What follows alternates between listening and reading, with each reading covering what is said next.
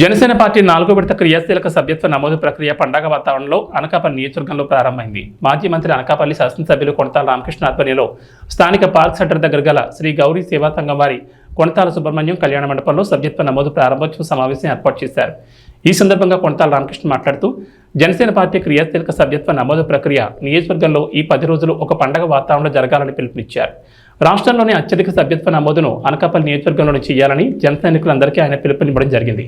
జనసేన పార్టీని బూత్ స్థాయి నుండి బలోపేతం చేసేందుకు ఇది ఒక సువర్ణ అవకాశమని, మరి గతంలో 6,300 పైచిలకు సభ్యత్వ నమోదు అనకాపల్లి నియోజకవర్గం నుంచి నిర్వహించడం జరిగిందని, పార్టీ అధికారులు లేనప్పుడు ఒక నియోజకవర్గంలో అంతమంది పార్టీకి అండగా నిలబడడం మాటలు కాదని, ఈరోజు అధికారంలో ఉన్నప్పుడు నూతన సభ్యత్వాన్ని ఇంకా విశేషంగా నమోదు చేయాలని ఆయన పిలుపునిచ్చారు.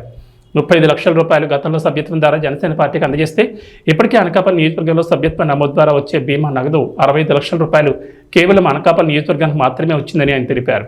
పంచాయతీరాజ్ వ్యవస్థని మొత్తం గాడిలో పెట్టేందుకు పవన్ కళ్యాణ్ కంకణం కట్టుకున్నారని ఆయన తెలిపారు.